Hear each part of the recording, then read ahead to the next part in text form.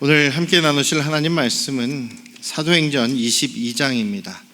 본문은 사도행전 22장 1절부터 29절까지 말씀입니다만 17절부터 21절까지만 봉독해 드리겠습니다. 사도행전 22장 17절부터 21절까지만 봉독해 드리겠습니다. 후에 내가 예루살렘으로 돌아와서 성전에서 기도할 때에 황홀한 중에 봄에 주께서 내게 말씀하시되 속히 예루살렘에서 나가라. 그들은 내게 대하여 증언하는 말을 듣지 아니하리라 하시거늘 내가 말하기를 주님, 내가 주를 믿는 사람들을 가두고 또 각 회당에서 때리고 또 주의 증인 스데반이 피를 흘릴 때에 내가 곁에 서서 찬성하고 그 죽이는 사람들의 옷을 지킨 줄 그들도 아나이다. 나더러 또 이르시되 떠나가라. 내가 너를 멀리 이방인에게로 보내리라 하셨느니라. 아멘. 할렐루야.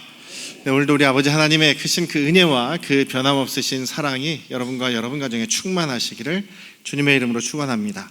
자, 오늘 말씀은요, 오늘 바울 사도가 지금 다 맞아 죽어가는 그런 상황에서 로마 군인들이 이제 바울 사도를 보호하는 상황이 되었죠. 그래서 들것에 실려가는 그런 상황에 바울 사도가 잠깐쯤 자기에게 기회를 달라. 저 유대인들에게 지금 내가 좀 말할 기회를 좀 달라고 로마 군인한테는, 로마 대장한테는 헬라어로, 로마 군인들이 사용하는 말 헬라어로 이야기를 합니다. 그때 이제 깜짝 놀라면서 한번 이야기해보라고 얘기를 하죠. 근데 바울 사도는 유대인들에게, 자기를 죽이려고 했던 그 예루살렘 성전 쪽에 있던 많은 유대인들에게는 히브리어로 이야기를 합니다. 유대인들이 사용하는 말은 히브리어고 조금 이렇게 평소에 약간 민간에서 사용하는 말은 아람어를 주로 또 사용을 합니다. 근데 히브리어로 이제 유대인들에게 설명하는 자기의 간증을 하는 내용이 오늘 말씀이에요. 그 간증에 대한 반응이 또 어떻게 나오는지가 또 기록되어 있는 부분이 이제 오늘 본문 22장 1절에서 29절 말씀입니다. 사도 바울이 예수님, 이제 이 이야기에서 자기 간증을 하는데 예수님을 만난 이야기죠. 사도 바울이 예수님을 만난 이야기가 사도행전에 한 3군데 정도에 기록이 되어 있어요. 하나는 사도행전 9장에 예수님을 직접 만나는 그 장면이 설명되어 있는 부분이고, 또 여기 유대인들에게 자신의 간증을 통해서 설명하는 부분이고, 나중에는 이제 헤로도 왕 앞에서 또 자기의 그 간증을 통해서 예수님을 설명하는 부분, 이렇게 세 번이 나옵니다. 세 번마다 조금씩 내용이 빠진 부분도 있고 또 첨가한 부분도 있고, 이렇게 해서 그 대상에 맞게 조금씩 다르게 지금 이야기를 하고 있습니다. 지난주에 이제 사도 바울이 이렇게 어려움을 당하고 고난을 당하게 된 그 배경이 오해를 받아서 그런 것이 아니냐라고 말씀을 드렸죠. 사도 바울이 오해를 받아서, 오해 때문에 지금 이런 엄청난 박해와 핍박의 사건이 일어나게 됐다라는 말씀을 드렸습니다. 저와 여러분들도 살아가다 보면은 다른 사람들한테 이제 오해를 받는 경우가 참 많지요. 그래서 서로 대화해서 풀리기도 하지만 어떤 경우는 서로 대화가 없어요. 관계가 없어요. 그냥 오해하는 상태로 계속 이렇게 시간이 지나가다 보면 그 오해가 뭐로 바뀌냐면 미움으로 바뀔 때가 있습니다. 그래서 때로는 그런 때가 있죠. 나하고 저 사람하고 별로 부딪힌 일도 없고, 내가 저 사람한테 뭔가 피해를 주는 일도 없고, 뭔가 잘못한 것도 없는데 그 사람이, 상대방이 나를 미워하는 경우가 있단 말이에요. 저도 그런 경우를 한번 겪었었는데요.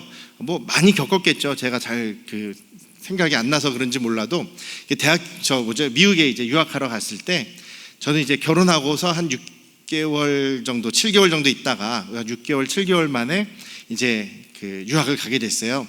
그래서 결혼할 때도 미리 이제 유학을 갈 거니까, 미국을 갈 거니까 별로 이렇게 살림장만도 하지 않고 또 무슨 그런 준비 같은 걸 안 했습니다. 그러니까 그 결혼식에 들어오는 그런 축인 같은 거 원래 부모님들이 받으시는 거지만 그걸 달라 그랬어요. 저희한테 저희 몫을 좀 주십시오. 그래서 저도 좀 받고 저희 집사람도 좀 받아가지고 그거를 이제 유학 가면은 거기서 사용하려고, 유학 자금으로 이렇게 좀 가져가려고, 미국에서 정착하려고 정착 자금을 좀 모아놨습니다. 그리고 또 저도 또 그동안 조금 모아놓은 게 있어가지고 이렇게 저렇게 합쳐가지고 이제 미국을 유학을 갔죠. 딱 갔는데 거기에 이제 또 새로운 또 한국 사람들도 있고 기존에 이제 한국 사람들도 또 많이 있는 거예요. 저희는 근데 이제 거기서 신혼을 이제 시작하는 거다.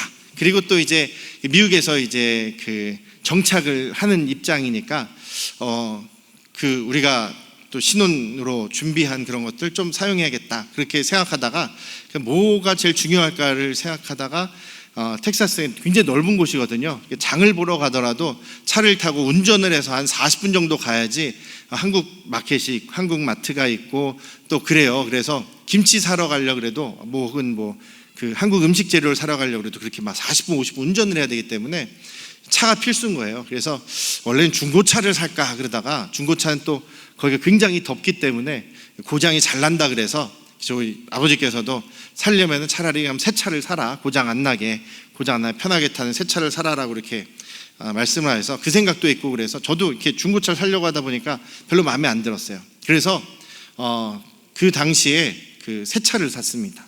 카니발 같은 그런 승합차 같은 새 차를 산 거예요. 가족도 우리 또 애도 낳고 하니까 새 차를 산 거예요. 새 차를 사기 위해서 한국에서 또 제가 그 모아놓은 돈 보내주십시오 해가지고 보내서 질렀습니다. 샀어요. 새 차를 샀어요. 지금 돈으로 하면은, 지금 우리 돈으로 하면 2천만 원 좀 넘는 그런 큰 돈을 썼습니다. 그거를 이제 새 차 사는데 이제 다 사고, 그때는 제가 신용카드도 없고 신용이 없기 때문에 할부로 살 수도 없어요. 한 방에 사야 되는 거예요. 샀습니다. 차를 샀어요. 다른 건 없어요. TV도 없었고요.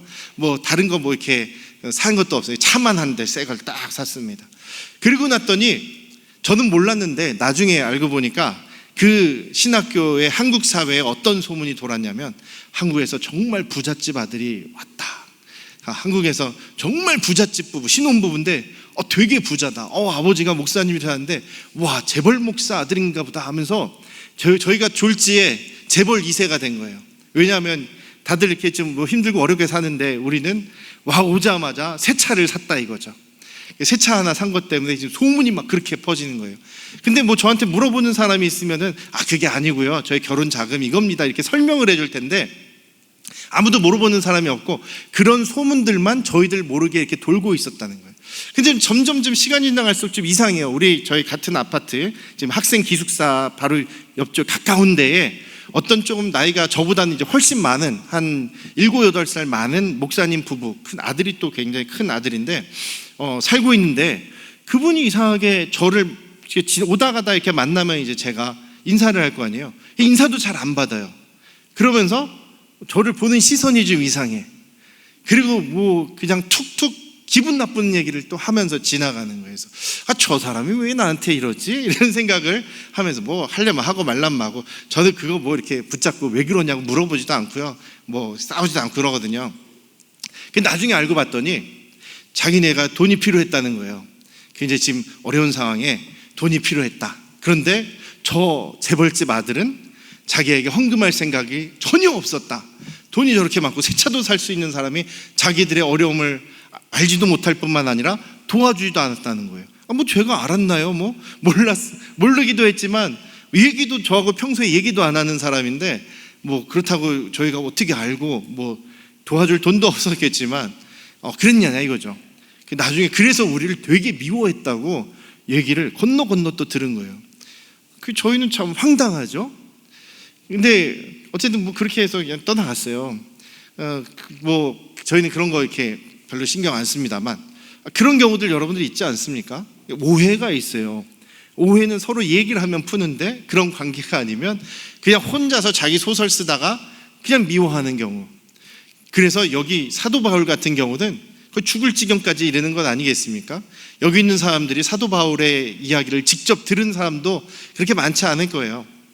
그런데 사도 바울이 저기 소아시아나 저기 그리스나 이런 데서 예수님의 복음을 전할 때에 유대인들이 사도 바울의 그 이야기를 듣고 기분이 나쁜 사람들이 여기 와서 사도 바울이 성전들에서 이렇게 성전에 들어가는 모습을 보고 막 소리를 지르고 선동하면서 사도 바울 저 사람 나쁜 사람이다 라고 하면서 죽여야 된다 막 이렇게 이야기를 하지 않습니까? 오해가 쌓이고 그것이 미움이 되어서 사도 바울을 죽이는 단계까지 지금 이르렀다라는 것이죠.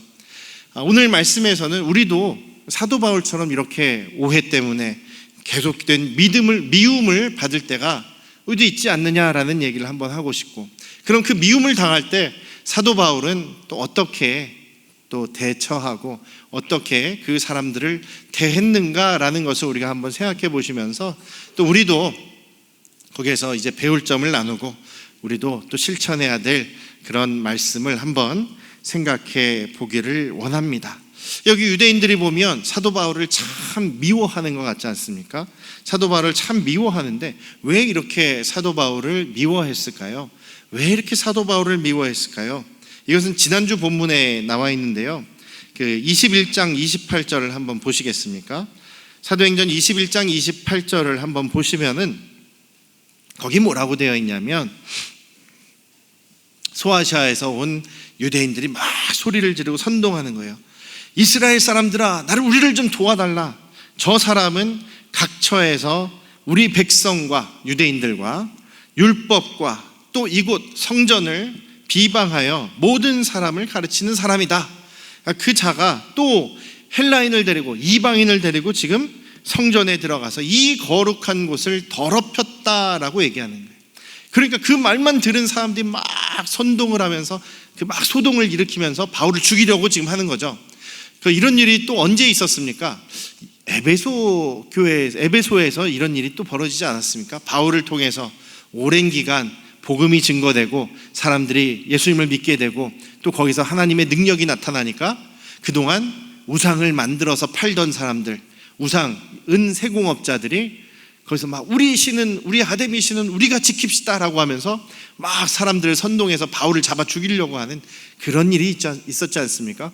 그거 비슷하게 보이지 않습니까? 여기는 지금 사람만 달라졌어요. 그 에베소 사람들이랑 여기는 이제 유대인들로 사람만 달라졌을 뿐이지 똑같은 짓을 하고 있다는 거죠. 이들이 지금 제대로 된 신앙, 제대로 된 믿음, 제대로 된 그런 복음을 알지 못하는 사람들이기 때문에 미신에 빠져 있는 사람들, 또 불신앙에 빠져 있는 사람들의 모습이 이렇습니다. 잘 알지도 못하면서 무조건 선동하는 대로 막 선동에 휘말리고 사람의 생명을 정말 쉽게 생각하는, 물론 이땐 고대 사회라서 사람의 생명이 뭐 이렇게 쉽게 죽이기도 하고 막 그랬습니다만 이렇게 쉽게 선동에 되어가는 이 사람들의 모습은 참 안 된 사람들이죠. 멸망할 사람들의 모습이라고 볼 수 있습니다. 어쨌든 이 28절에서 보시면 바울 사도를 지금 고발하는 내용이 딱 두 가지로 나눠져 있을 수 있습니다. 두 가지로 나눠져 있을 수 있어요. 우리 백성과 율법을 비방했다. 즉 율법을 지키지 말라고 했다. 이 바울 사도가 율법을 지키지 말라고 했다. 전부 지키지 말라고 했다라고 이렇게 얘기를 하는 거예요. 근데 여러분, 이 당시에 유대인들이 자기들을 뭐라고 생각했습니까? 우리는 하나님의 백성, 하나님의 선택받은 백성이다라고 생각을 했다는 거예요. 그리고 우리만이 참 유대인이다라고 생각을 했어요.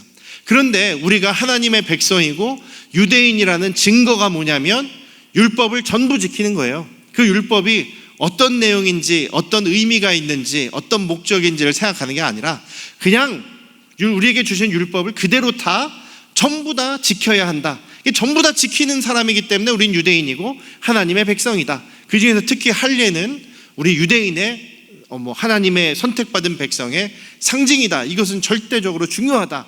이렇게 얘기가 되는 거죠. 율법을 전부 지켜야 한다라고 얘기하는데 지금 바울 사도는 모든 율법을 지키지 말라고 했다는 겁니다. 이게 좀 과장이 들어가죠. 모든 율법을 전부 지키지 말라고 가르쳤다는 거예요. 그런데 바울 사도가 율법에 대해서 부딪힌 부분이 딱 세 가지 부분입니다. 바울 사도가 율법에 대해서 이거는 우리 예수님을 믿는 구원, 예수님을 믿음으로 구원받는 것과는 좀 상관없는 게 무엇이냐면 첫 번째 할례 문제예요. 할례를 받는 것은 유대인이란 표다라는 것이지 예수님을 믿음으로 구원받기 때문에 예수님을 믿음으로 나의 주인으로 믿고 예수님이 나를 위해 죽으시고 부활하신 하나님이시다라는 것을 믿는 믿음으로 구원받는 것이지 할례는 그 구원과 상관없다라고 얘기를 했다는 거예요. 근데 그래서 할례 문제에 대해서는 바울 사도도 양보하지 않습니다. 이것으로 구원받는 것은 아니다라는 거죠. 정결법에 대한 것은 이제 음식에 대한 거, 먹는 음식 이런 것은 부정하고 이런 것은 부정하지 않다. 이런 것을 골라 먹어야 된다라는 그런 정결에 대한 음식 문제, 또 손을 씻는 문제, 목욕해야 되는 문제, 이런 문제에 대해서는 이것도 역시 우리의 죄가 용서받아야 되는 것이고, 그 죄는 예수 그리스도께서 십자가에서 죽으심으로, 우리를 위해서 피 흘리심으로 우리의 죄가 그 십자가에서 함께 못 박혔고 우리가 거기서 죄 사함을 받은 것이지, 맨날 뭐 손 씻고 뭐 이거 하는 것과 갖고는 뭐 어떤 음식은 먹고 어떤 음식은 먹지 말아야 되는지, 이 문제하고는 또 그 죄 사함과 구원받는 것과는 또 관계가 없다. 그래서 그 절결에 대한 거는 뭐 이방 사람들은 지켜도 되고 안 지켜도 된다, 이런 얘기를 하는 거죠. 또 절기 문제, 유대인들에게 주신 절기 있지 않습니까? 유월절과 또 뭐죠? 그 무교절과 또 수장절과 초막절과 뭐 이런 여러 가지 절기들이 있는데, 그것을 이방 사람들이 다 지킬 필요는 없지 않습니까? 유대인들이 그 나라에서 절기 지키는 것은 우리의 민속 명절처럼 지킬 수 있는 것이지, 그 절기를 지키지 않으면 구원받지 못한다? 이것은 또 아닌 것이죠. 그래서 바울 사도가 부딪힌 것, 율법에 대해서 부딪힌 것은 예수님을 믿는 믿음으로 구원받는 것과 좀 이렇게 부딪히는 부분, 좀 그것과 관련이 없는 부분, 할례나 정결법이나 절기에 대한 이 정도에 대한 것이지, 율법을 전체를 다 무시하는 것은 아니었고, 바울 사도도 워낙에 율법을 잘 지키는 바리새파 소속 사람이었기 때문에 율법을 바울 사도 자신은 그래도 할 수 있는 대로 잘 지키는 그런 사람이었습니다. 그래서 바울 사도가 이제 유대인들에게 이야기를 할 때 자기도 유대인입니다. 저도 참 유대인입니다. 저도 어려서부터 그 율법을 열심히 배웠고, 가말리엘이라고 하는 지금의 뭐 서울대학교 가장 훌륭한 최고 교수 밑에서 엄격하게 교육을 받은 사람입니다. 이렇게 소개를 하는 거예요. 자신도 율법에 열심입니다 라는 이야기를 하는 거죠.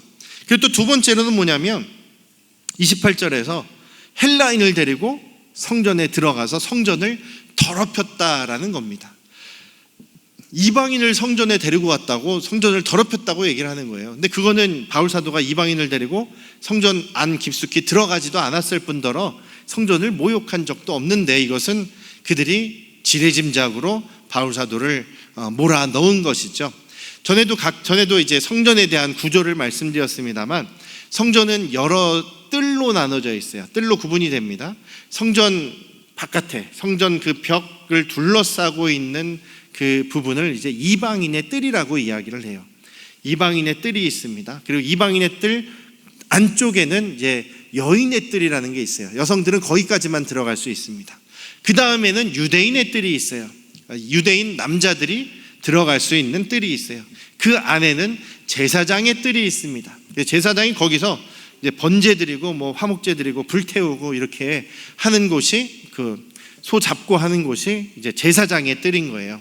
제사장의 뜰 이제 안에 이제 건물이 성소와 지성소로 나누어져서 성전이 그렇게 구별이 되어 있어요. 그래서 이방인의 뜰까지는 이방인도 갈 수 있는 겁니다. 이방인도 가서 거기에서 이제 예배 소리 들릴 때 같이 예배 볼 수도 있고 찬양을 따라할 수도 있는 겁니다.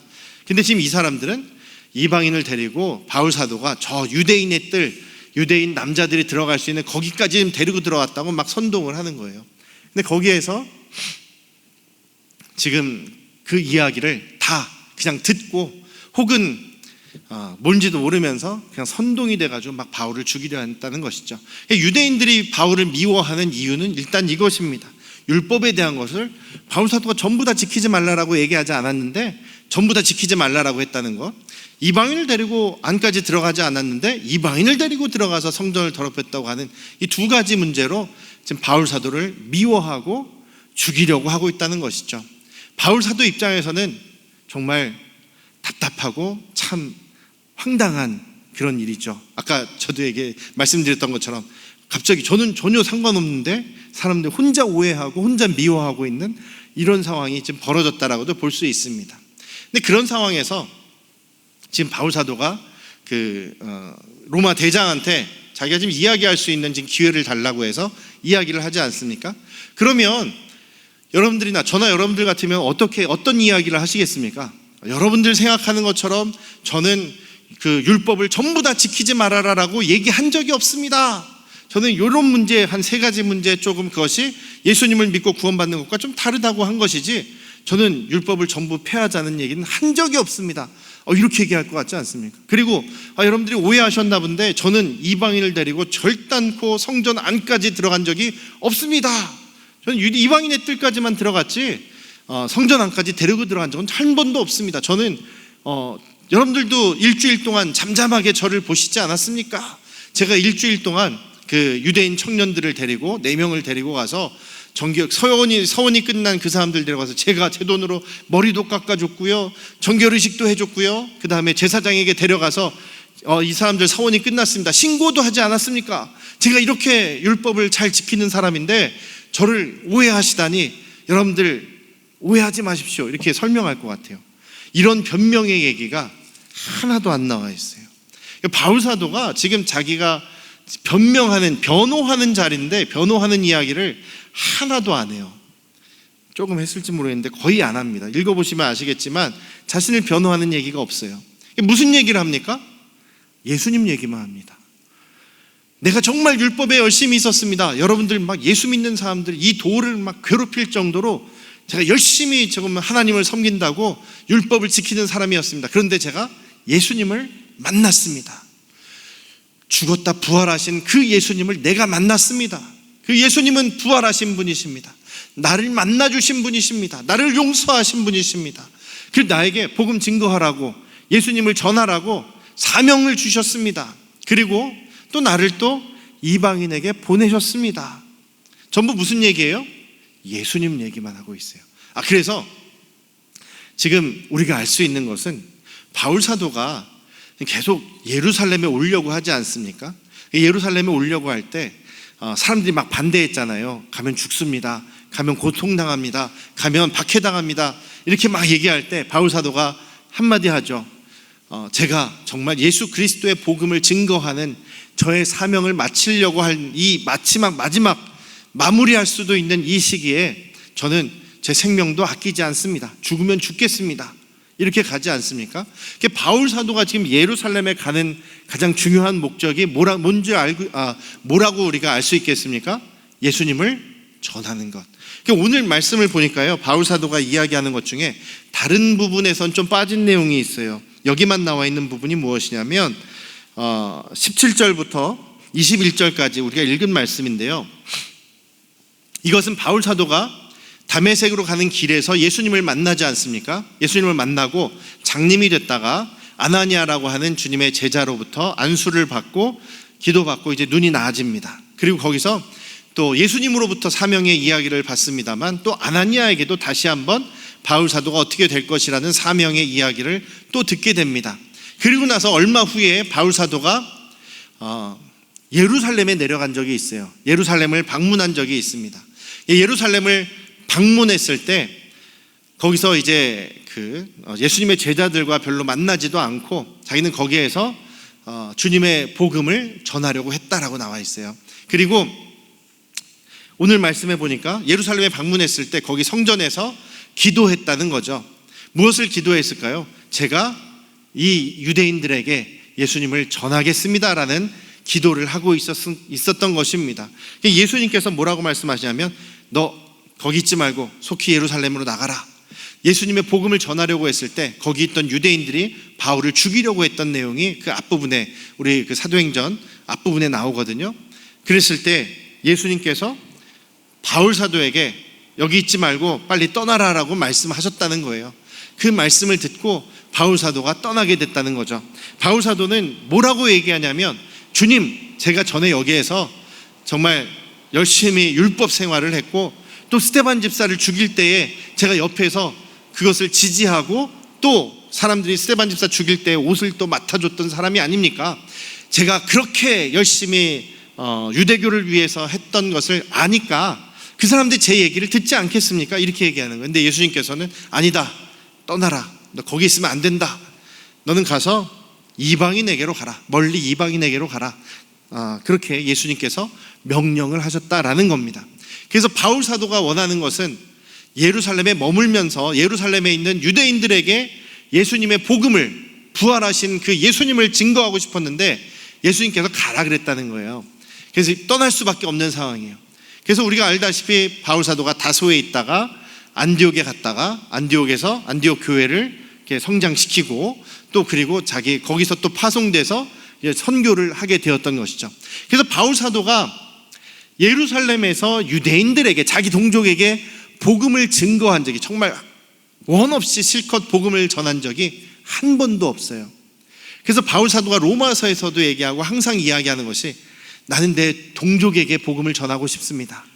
내가 차라리 구원 못 받는 한이 있어도 우리 동족이 정말 예수님의 그 복음을 받아들여서 구원받는 것을 보고 싶습니다라고 얘기했던 사람이에요.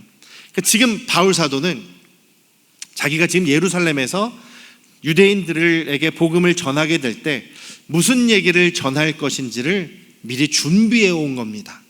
지금 여기서 이 닥친 이 죽을까 말까 하는 이 상황에서 갑자기 지금 변호를 하는, 자기 간증을 갑자기 하는 게 아니라, 생각나는 대로 얘기한 게 아니라 준비해서 해온 얘기예요. 그래서 자기에 대한 변명은 하나도 없이 예수님만을 전하고 있는 겁니다. 바울 사도가 지금 예루살렘에 온 목적도 그렇고, 이번에 내가 가면 죽을지도 모른다, 이번이 마지막 기회일 수도 있다, 예루살렘에서 유대인들에게 복음을 전할 마지막 기회일 수도 있으니 내가 생명을 걸고 예수님을 증거하겠다라는 생각으로 지금 예수님만을 전하는 겁니다. 사도 바울은 자기의 무슨 율법을 내가 지키지 말라고 했느니, 이방인을 데리고 무슨 성전에 갔느니, 이런 걸 변명할 생각이 없습니다. 기회가 있을 때 오직 예수님만을 전하려고 했던 것이죠. 예수님께서도 그래서 그날 밤에 바울 사도를 만나 주십니다. 바울 사도를 오히려 찾아오세요. 예수님께서 찾아오셔서 11절, 23장 11절 다음 주에 볼 거지만, 예수님께서 칭찬해 주십니다. 네가 여기서 내 일을 증언한 것처럼 너 로마에 가서도 내 일을 전해라 라고 말씀하십니다. 그 얘기는 뭡니까? 네가 로마에까지 가게 될 것이다. 넌 여기서 죽지 않는다. 넌 여기서 그냥 그대로 망하지 않는다. 내가 너를 로마까지 보낼 것이다 라는 주님의 약속을 받은 것이죠. 주님께서는 바울 사도에게 이렇게 격려해 주시고 약속을 해 주셨던 것입니다. 그래서 무엇이 보이십니까? 저 유대인들, 정말 아무것도 모르고 자기를 오해하고 미워하는 저 유대인들의 그 미움에 대해서, 저 같으면 미움에는 미움으로, 또 답답하고 막 억울한 거를 막 다 해결하려고 막 이 변명 저 변명을 했을 텐데, 바울 사도는 전혀 그런 모습이 아니었고, 그들의 미움에 대해서 미움으로 갚지 않고 그의 마음, 정말 그 순수한 사랑의 마음으로, 예수님의 마음이죠. 저 유대인들, 지금 나를 죽이려고 하는 저 사람들도 정말 예수님의 복음을 받아들였으면 좋겠다라는 마음으로 지금 복음을 전하고 있습니다. 저 유대인들이 지금 바울 사도의 그 간증을 들은 유대인들 중에서 몇 명이 예수님 회개하고 예수님을 믿었는지는 모르겠어요. 막 그냥 다 화가 나 있는 상태라서 바울 사도의 이야기가 제대로 들리지 않았을지도 모르겠습니다. 예수님을 거부했을지도 몰라요. 그렇지만 바울 사도는 끝까지 그 사람들에게 미움을 미움으로 갚지 않고, 원수를 원수로 갚지 않고 끝까지 예수 그리스도의 복음만을 증거하는 모습이었다. 그들을 향한 그 사랑의 열정을 계속해서 나타내는 분이 사도 바울의 모습이었다라고 볼 수 있겠습니다. 그래서 우리 믿음의 선배들 중에 존경할 부분들이 많지만 모든 면을 다 존경하고 동의할 수는 없습니다만, 우리 바울 사도의 이 사랑의 열정은 우리가 본받을 수 있지 않을까라는 생각이 듭니다.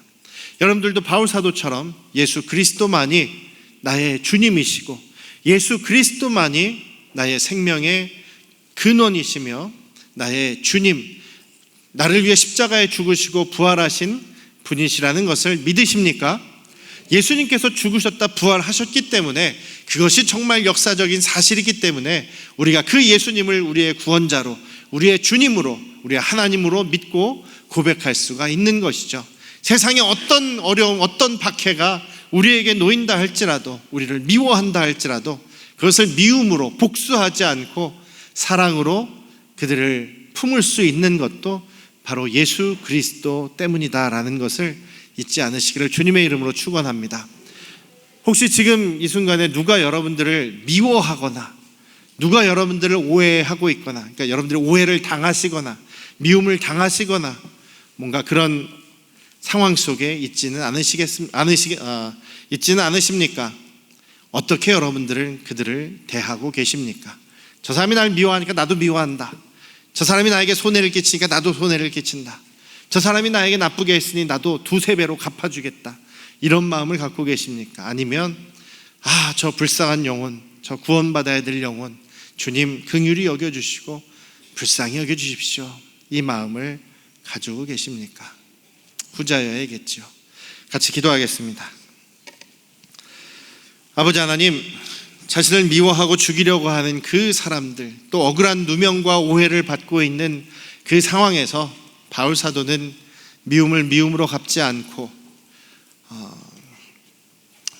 억울함을 풀려고 하지 않고 오직 예수 그리스도만을 증거하고 예수 그리스도만을 전하는 그 기회를 사용하는 것을 보게 됩니다. 우리 마음속에도 그 예수님을 향한 열정이 있기를 원합니다. 또 우리를 미워하는 사람들에 대해서 미움을 미움으로, 악을 악으로 갚는 것이 아니라 오직 주님의 마음으로, 사랑으로, 또 복음 증거로 아버지 하나님, 그들을 품을 수 있는 우리 안양 성도교회 가족들 되도록 역사하여 주시옵소서. 이제는 우리를 죄에서 구원하신 예수 그리스도의